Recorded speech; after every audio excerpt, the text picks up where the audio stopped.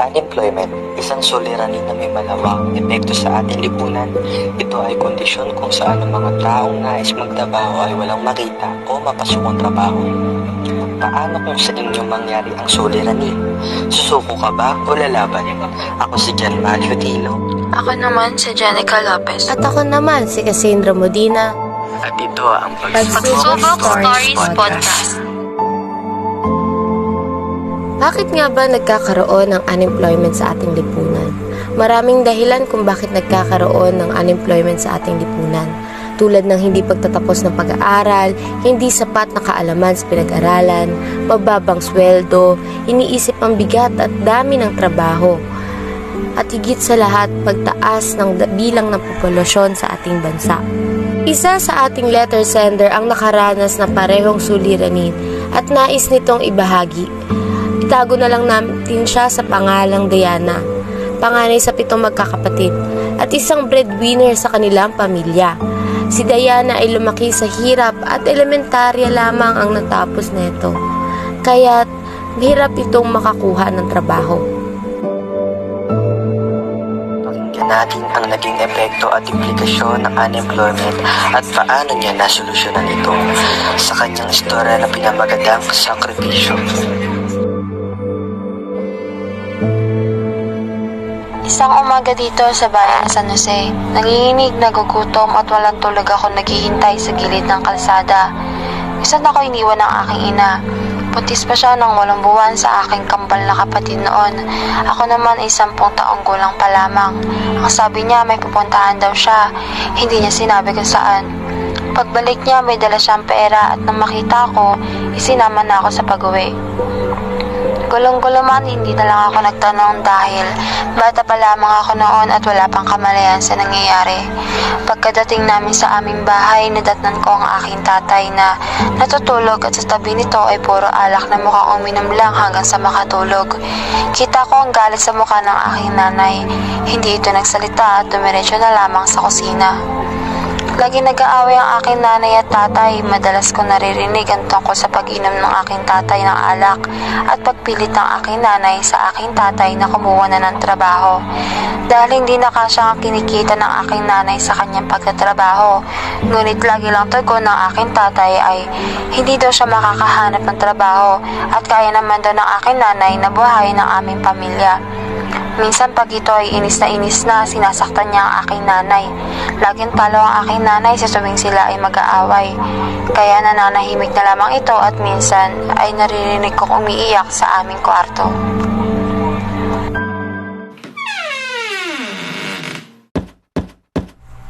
Ano, lasing ka na naman? Ano ka ba, Brando? Hindi ka ba naaawa sa amin ng mga anak mo? Hindi pa nalabas yung kambal sa tiyan ko, wala na tayong makain. Paano pa pag nanganak ako, ano ipapakain mo sa amin? Ako na lang lagi mula pagtatrabaho, paglilinis ng bahay. Buti pa si Diana natutulong sa akin daig ka pa ng bata, mahiya ka nga. Nagbubunga nga ka na naman dyan. Hindi ka ba nahiya sa mga kapitbahay? Ang lakas-lakas ng boses mo. Manahimik ka na. Di ba sabi ko sa'yo, naghahanap nga ako ng trabaho? Wala talaga Wala akong mahanap. Di ako tinatanggap sa mga pinapasukan ko. Ang sabihin mo, tamad ka. Napaka-irresponsable mong ama, kahit man lang tulong sa pag-aalaga sa anak mo, wala. Inom dito, inom doon, ano ba? Di ko pinupulot lang yung pera. Pinaghihirapan ko yun, tapos pang-iinom mo lang?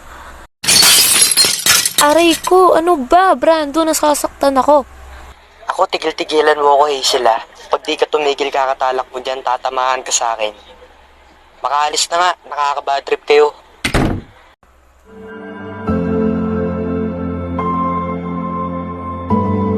Iyak ako ng iyak sa oras na yon. Natatakot ako sa akin tatay. Baka bugbugin niya na naman ang akin nanay. Sobrang nagagalit ako sa akin tatay. Puntis na kasi nanay, binubugbog niya pa. Dahil bata pa lamang ako noon, iyak lang ang kaya kong gawin. Noong nanganak na ang akin nanay, biglang tuminaw ang akin tatay. Dahil siguro ito ay nakonsensya na. 2 buwan bago makahanap si tatay ng trabaho. Alam niya kasi na hindi kaya ni nanay magtrabaho dahil kakapanganak lang nito. Na naglabing 1 taon na gulang ako, pinatigil ako ni tatay dahil hindi na nila kaya ang gastusin. Graduate na ako at mag-high school na, kaso di na talaga natuloy ang aking pag-aaral. Kaya natulong na lang ako sa aking magulang na kumita ng pera. Makalipas ang ilang buwan simula noong graduate ako ng elementarya at hindi na nga nakapag-high school dahil sa kakapusan sa pera at dahil na rin sa mga bagong kagamitan na kailangan gamitin sa eskwelahan. Wala rin permanenteng trabaho ang aking tatay at ang aking nanay naman ay buntis sa pang-apat naming kapatid. Mas lalong naghirap ang aming pamilya dahil nga sa nabuntis ang aking nanay. Nagpatuloy pa ito na kapag nanganak ang aming nanay at pagkalipas ng ilang buwan ay nabuntis na naman ito hanggang sa maging 7 kami. Lumalaki na ang mga kapatid ko ngunit wala pa rin kami maayos sa pinansyal dahil walang permanenteng trabaho ang aking mga magulang. Nagtrabaho ako sa murang edad upang makatulong at mabuhay ang aking pamilya. Pinasukan ko ang mga trabahong kaya ko sa marangal na paraan, gaya ng pangangalakal para kahit papaano may makain ng aming pamilya. Ngunit hindi pa rin pala sapat gaya sa aking mga magulang, patigil-tigil rin ako sa pangangalakal dahil sa paiba-iba ang panahon. Minsan sa sobrang lakas ng ulan na tipong nakatingala ako habang naglalakad dahil sa bahang hanggang bibig ko na ang taas.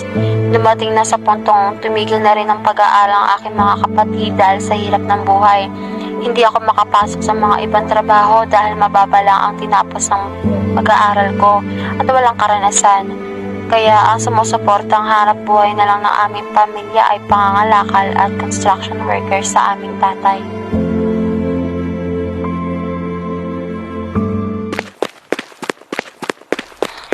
Tay, 100 lang ang kinita ko ngayong araw. Hindi po ito sapat sa atin lalo na at nagagatas pa si Bunso.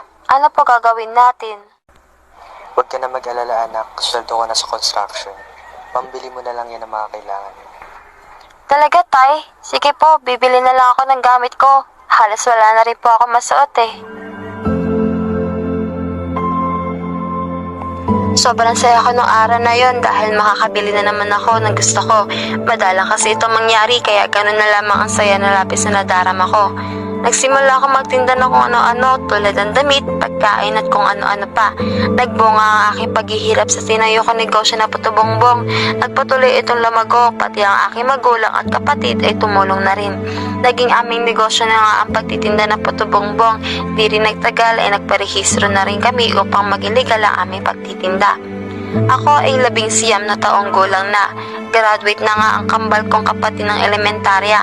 Samantalang, ang iba kong kapatid ay nasa kinder at nasa elementarya pa. Ako naman ay graduate na rin ng high school.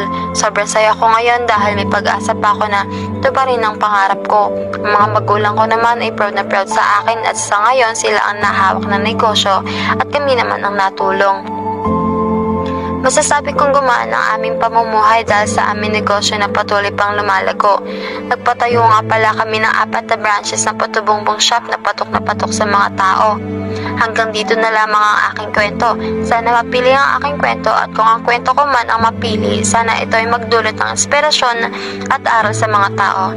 Maraming salamat sa Pagsubok Stories Podcast. Ayun no, talagang napakahirap ng pagsubok story mo, Diana. Kaya dahil dyan, proud kami sa'yo.